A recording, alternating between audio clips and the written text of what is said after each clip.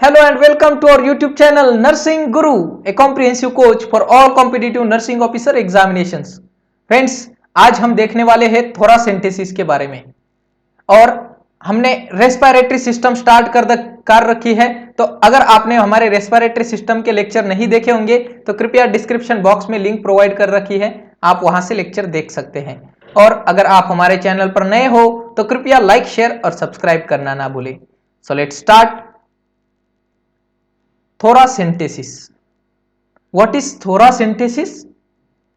It is a procedure where removing of air, blood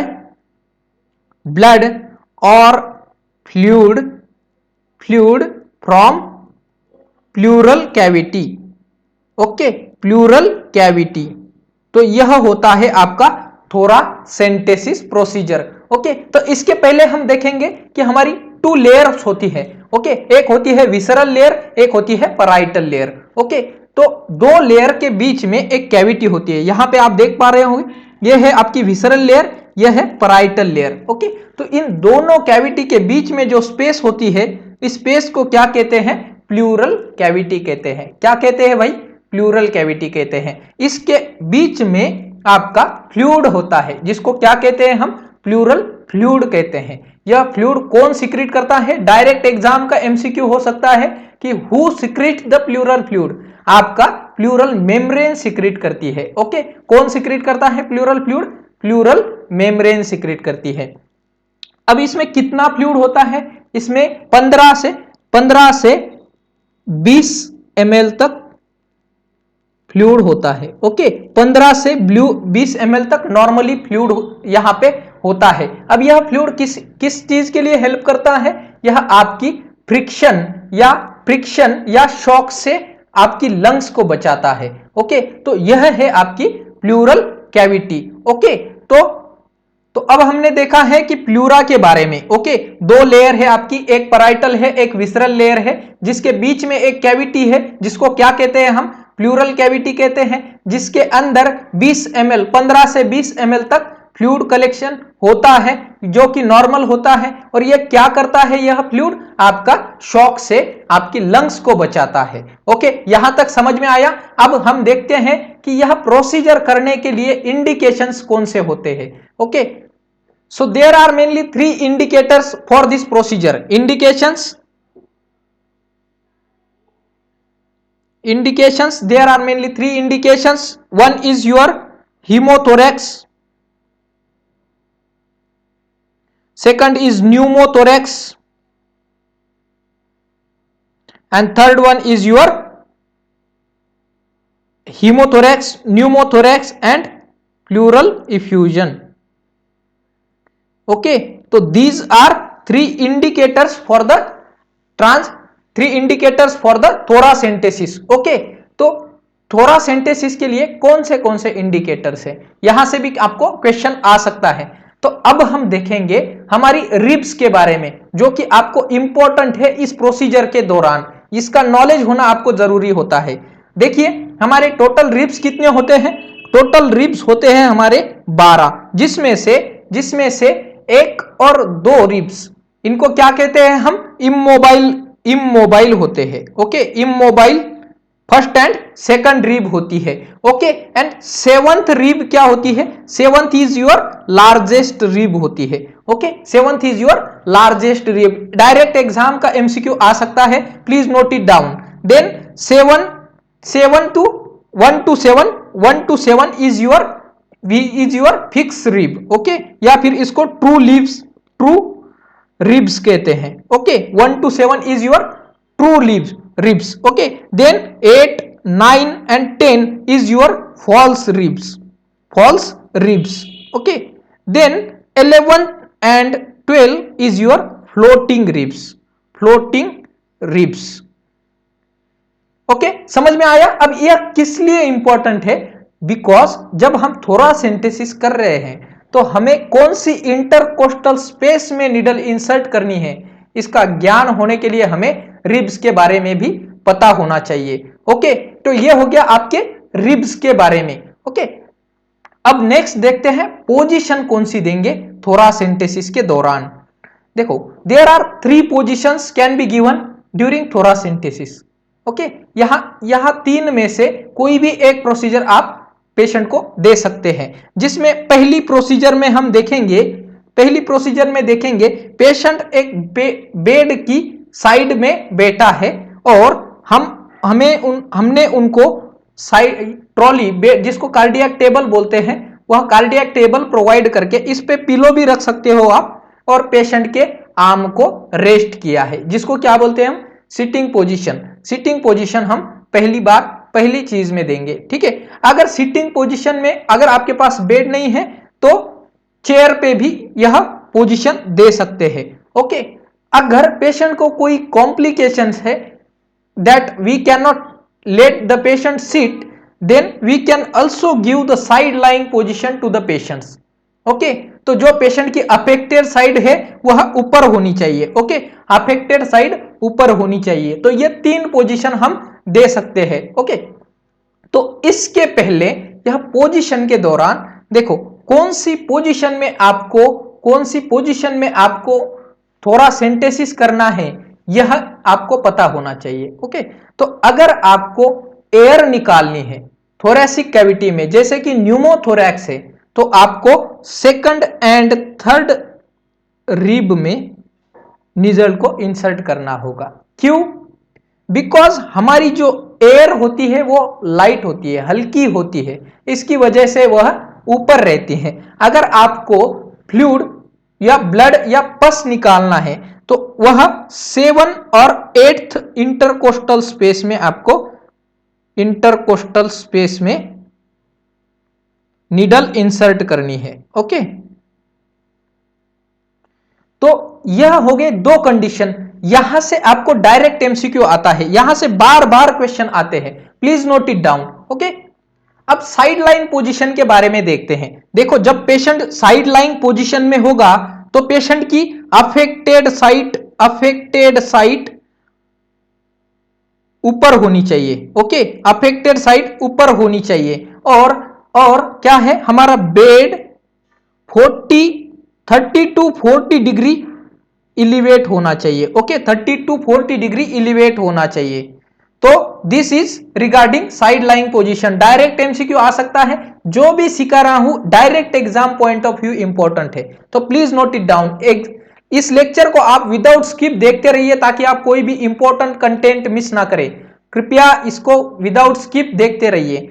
then ये हो गया आपका साइड लाइंग पोजीशन के बारे में। ओके, अब देखते हैं कि कौन से आर्टिकल्स, इसके पहले देखते हैं हम प्रोसीजर के, प्री प्रोसीजर के कौन से पॉइंट्स है जो कि हमें ध्यान में रखने हैं। प्रोसीजर के पहले हमें कौन से पॉइंट्स ध्यान में रखने हैं। तो सबसे पहले है प्री प्रोसीजर हमें क्या क्या ध्यान में रखना है। देखो सबसे पहले कंसंट लेनी है। ओके, कंसंट लेनी है पेशेंट से। ओके, अगर पेशेंट माइनर है तो उनके अटेंडेंट से आप कंसेंट लेना है। ओके, इसके लिए आपको आर्टिकल्स की जरूरत है जो कि आपको प्रोसीजर के दौरान नेसेसरी होते हैं। ओके, देन आपका पेशेंट का यूएसजी या फिर एक्सरे का रिपोर्ट होना चाहिए। क्यों रिपोर्ट होना चाहिए? ताकि हमें पता चले कि एग्जैक्ट फ्लूइड, ब्लड या फिर एयर कहां पे जमा है, उसके हिसाब से हम नीडल इंसर्ट करेंगे। ओके, तो these are some key points to be remembered before the procedure of thoracentesis.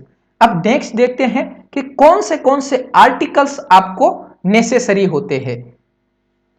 तो आर्टिकल्स इस इमेज में इतना डीप मैं नहीं जाऊंगा। इस इमेज में जो आर्टिकल्स दिए हैं आपको, इसको आपको देखना है। एक जो मॉडर्न कंट्री है वहां पे डायरेक्ट एक थोरासेंटेसिस का आपको किट मिलता है, जो जिसमें आपको सारे आर्टिकल्स मिल जाते हैं। फिर भी हमें क्या चाहिए होगा, हमें टिंचर बेंजोइन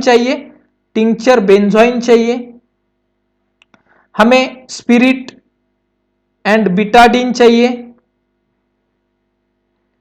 हमें स्पॉन्ज होल्डर चाहिए to prepare the part, sponge holder चाहिए। ओके, देन हमें क्या चाहिए, कल्चर बॉटल चाहिए, कल्चर बॉटल चाहिए, सिरिंजेस चाहिए, नीडल चाहिए, बड़ी बड़ी गॉज की नीडल, या तो 16 या 18 गॉज की नीडल यूज करते हैं। ओके, देन हमें आईवी ट्यूबिंग चाहिए, 1 to 2 लीटर की बोतल चाहिए to collect the fluid. Okay, then you require the gauzes। Okay, तो then sterile pair of gloves,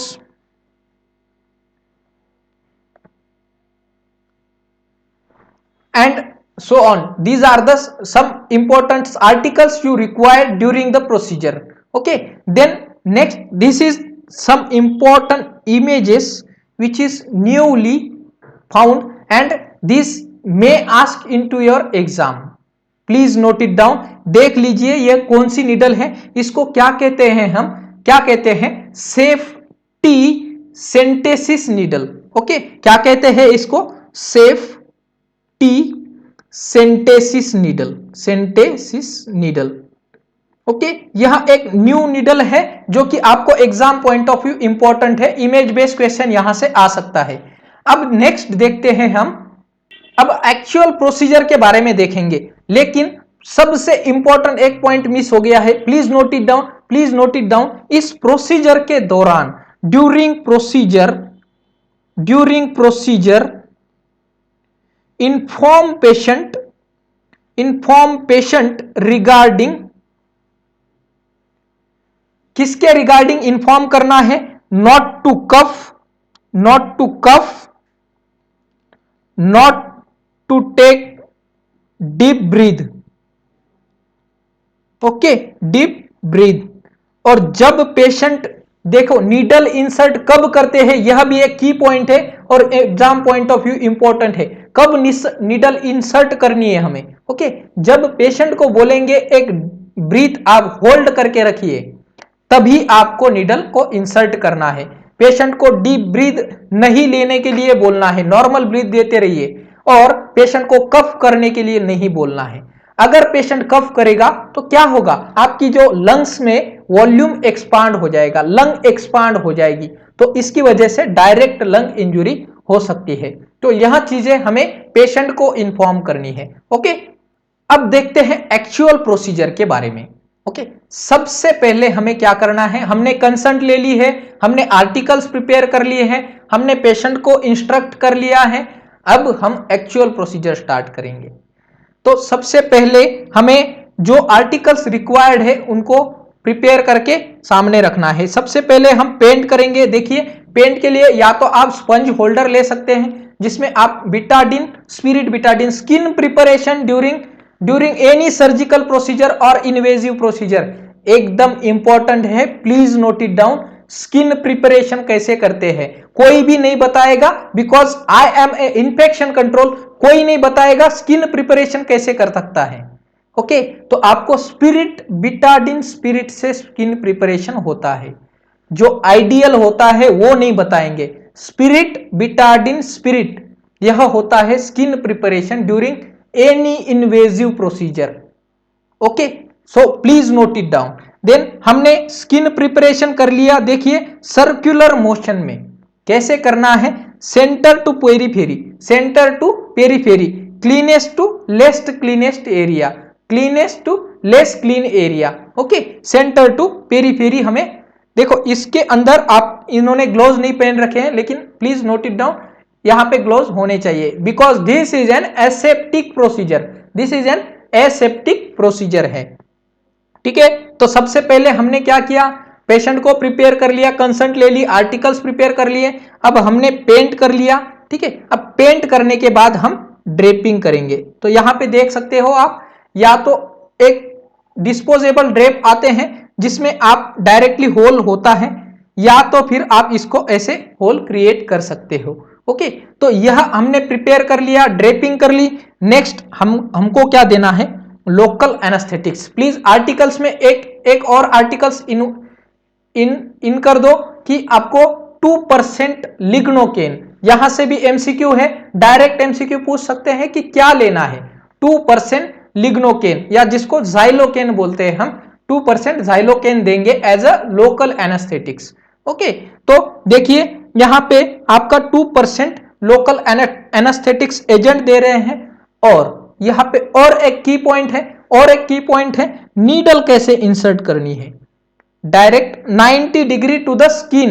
okay, 90 degree to the skin. और कहां पे इंसर्ट करनी है, जहां पे देनी है उसकी रिब्स के ऊपर। पहले तो आपको 2-3 बार रिब्स के ऊपर देनी है, उसके बाद आपको प्लूरल कैविटी में नीडल को एडवांस करना है। समझ में आ रहा है। यह की पॉइंट है जो कि आपको बहुत ही इंपॉर्टेंट होते हैं during your actual procedure. Okay, तो आपको पहले क्या करना है, पहले रिब्स के ऊपर थोड़ा सा लोकल देना है, उसके बाद आपको नीडल को एडवांस करके इंटरकोस्टल स्पेस में आपको लोकल देना है। तो यही हम नेक्स्ट इमेज में दिखा रहे हैं कि आपको लार्ज नीडल यूज कर लीजिए जब आपको इंटरकोस्टल स्पेस में आपको लोकल देना है। तो यहां पे देख पा रहे हो आप, एक थोड़ी सी लार्ज नीडल ले रखी है।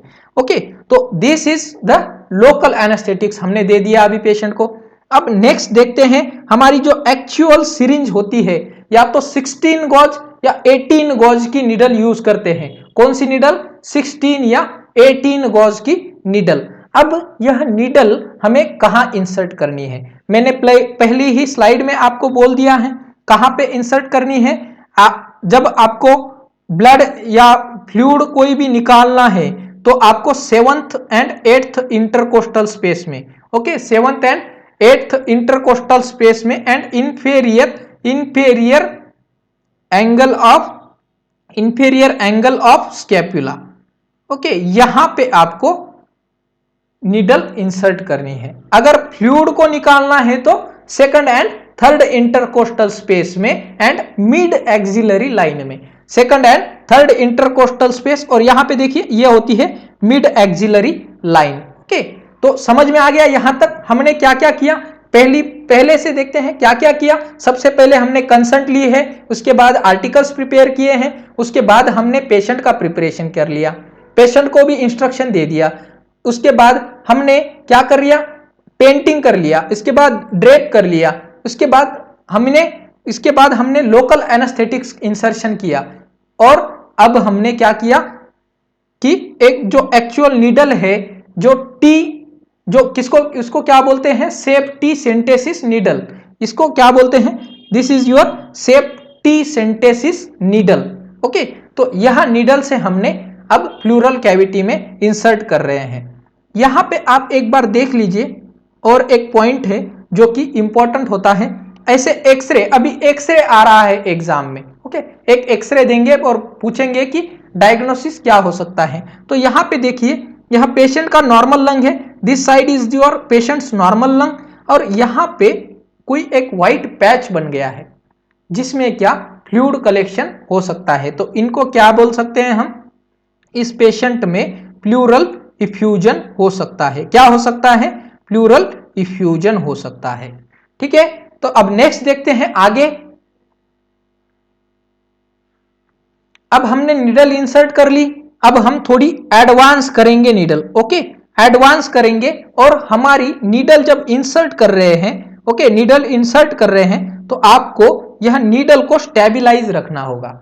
ठीक है, स्टेबलाइज रखना होगा, बिकॉज अगर आप स्टेबलाइज नहीं रखोगे तो लंग्स को पंक्चर होने की बहुत संभावना होती है। ओके, तो यहां पे आपने नीडल इंसर्ट कर ली एंड एडवांस कर ली, एंड देन एस्पिरेट करना है हमें 50 सीसी सिरिंज से। ओके, तो यहां पे और एक इंपॉर्टेंट पॉइंट है, प्लीज नोट इट डाउन। अगर आपको कितना फ्लूइड निकालना है, ओके, कितना फ्लूइड निकालना है, देखो यहां पे 2 क्राइटेरिया है। अगर आपको डायग्नोस्टिक पर्पस के लिए निकालना है, तो कितना निकालेंगे, 30 to 60 ml निकालेंगे, 30 to 60 ml निकालेंगे। और अगर आपको थेराप्यूटिक पर्पस के लिए निकालना है तो कितना निकालेंगे, अप टू 1000 to 1200 ml हम निकाल सकते हैं। लेकिन 1500 ml से ज्यादा नहीं निकालना है। नॉट मोर देन 1500 ml, एक टाइम में इतना नहीं निकालना है। ठीक है, यहां से भी आपको एग्जाम में पूछा जा सकता है। ठीक है, तो अब हमने क्या किया, नीडल को इंसर्ट कर लिया और एस्पिरेट करने लगे हैं। ठीक है, जितना चाहिए उतना एस्पिरेट कर लिया। ठीक है, यहां पे देख लीजिए, यहां पे एस्पिरेट कर रहे हैं। इसके बाद जब एस्पिरेट हो जाएगा तो आपको आर्म को जो आपके स्टेडी रखना है।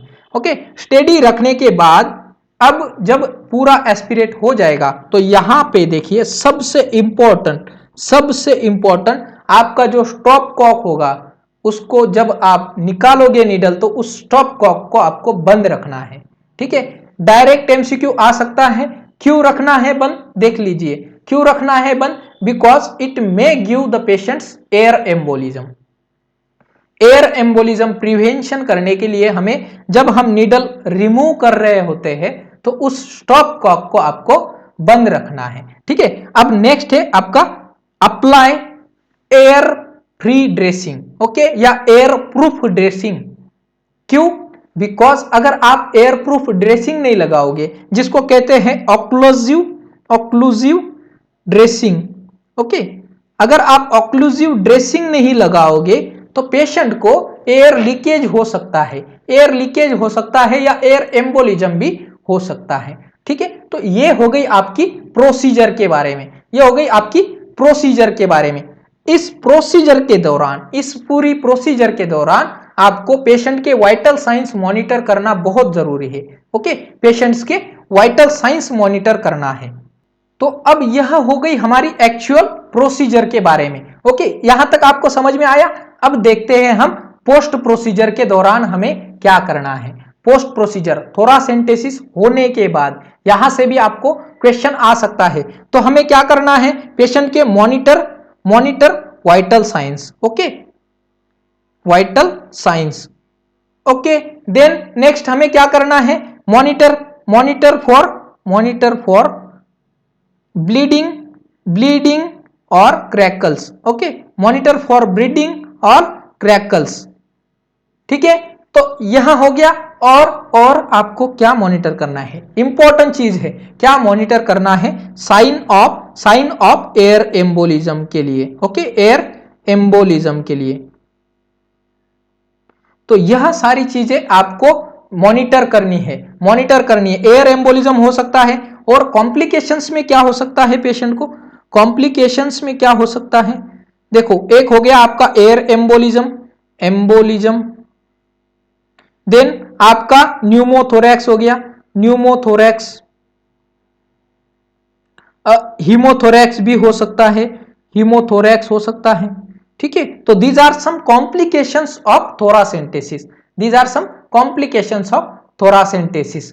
तो यह हो गई आपकी थोरासेंटेसिस प्रोसीजर के बारे में, जिसमें मैंने आपको only exam point of view, जो कि बहुत इंपॉर्टेंट हो सकता है, जो आपको एग्जाम में बार बार पूछ सकते हैं, उस टॉपिक के लिए मैंने बता दिया है। अब हमारा नेक्स्ट लेक्चर होगा पल्मोनरी ट्यूबरक्यूलोसिस के बारे में। और अगर आपको इस लेक्चर में कोई भी कमेंट्स हो या फिर कोई भी दिक्कत हो तो आप नीचे कमेंट बॉक्स में कमेंट कर सकते हैं, मैं आपका जरूर रिप्लाई करने का प्रयास करूंगा। और अगर आप हमारे चैनल पर नए हो तो कृपया लाइक, शेयर और सब्सक्राइब करना ना भूलें। Thank you.